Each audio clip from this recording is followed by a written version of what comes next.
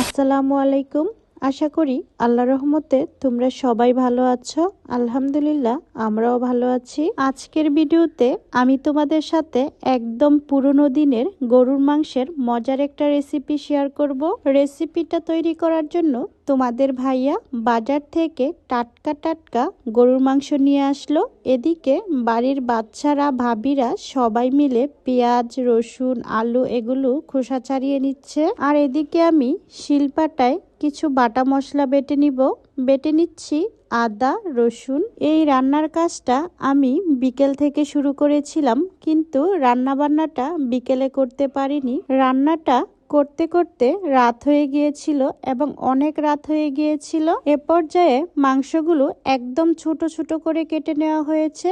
তারপর ভালোভাবে পরিষ্কার করে ধুয়ে নেওয়া হলো। এখন পাটখড়িতে আগুন দিয়ে চুলাটা জ্বালিয়ে নেওয়া হলো আর জ্বলন্ত চুলায় বসিয়ে দিলাম বড় একটি কড়াই। তারপর টুকরো করা গোস্তর মধ্যে লবণ আর হলুদ মাখিয়ে নেওয়া হচ্ছে। এদিকে আবার কড়াইতে বেশি পরিমাণে তেল গরম করে নিচ্ছি আর আলুগুলোর মধ্যে দিয়ে দেওয়া হলো লবণ আর হলুদ। লবণ হলুদ দিয়ে সুমা ভাবি আলুগুলো খুব ভালোভাবে মাখিয়ে নিচ্ছে।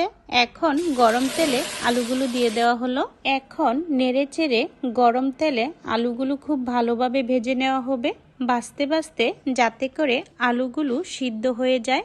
দেখো আলুগুলো ভাজা হয়ে গেছে। যে কোনো রান্নায় আলু যদি এমন করে ভেজে রান্না করা হয় তাহলে সেই রান্নার আলু খেতে কিন্তু অনেক মজা হয়। এদিকে দেখো বাঁশবাগানে মাথার উপর চাঁদ উঠেছে। এদিকে আবার আলু ভাজার বাকি তেলটার মধ্যে হলুদ লবণ দিয়ে মাখানো মাংসের টুকরোগুলো ভেজে নেব। আগের কালে যখন মা চাচিদের ঘরে ফ্রিজ ছিল না, তখন মা চাচিরা কিন্তু এমন ভাবে তেলের মধ্যে মাংস ভেজে শক্ত শক্ত করে অনেক দিন সংরক্ষণ করে রাখতো। তবে সেই মাংসের টুকরোগুলো সাইজে একটু বড় ছিল, কারণ গরম করতে করতে যদি ভেঙে যায় সেজন্য বড় বড় টুকরো করা হতো। তারপর সেই টুকরোগুলো ছোট করে কেটে আলু দিয়ে বিরান বিরান করে রান্না করত। মা চাচিদের হাতের সেই রান্নাগুলো খেতে কিন্তু অনেক মজা হতো। আমিও আজকে চেষ্টা করছি মা চাচির হাতের সেই রান্নাটা করার জন্য।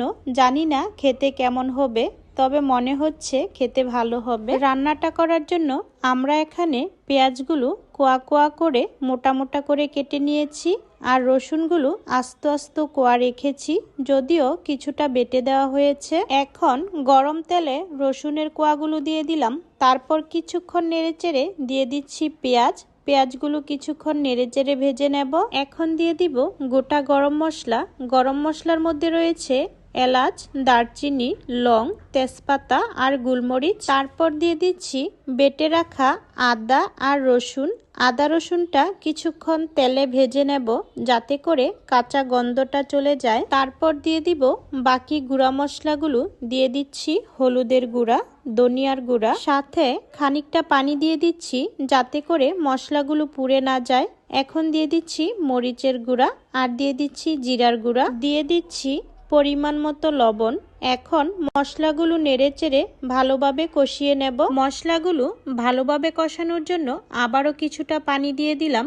এখন মশলাগুলো কিছুটা সময় নিয়ে ভালোভাবে কষিয়ে নিয়েছি। তারপর দিয়ে দিলাম ভেজে রাখা মাংসগুলো। এখন মশলা আর মাংসগুলো ভালোভাবে নেড়েচেড়ে একসাথে মিলিয়ে নিয়েছি। তারপর কিছুটা পানি দিয়ে ঢাকনা দিয়ে ঢেকে দিয়েছি।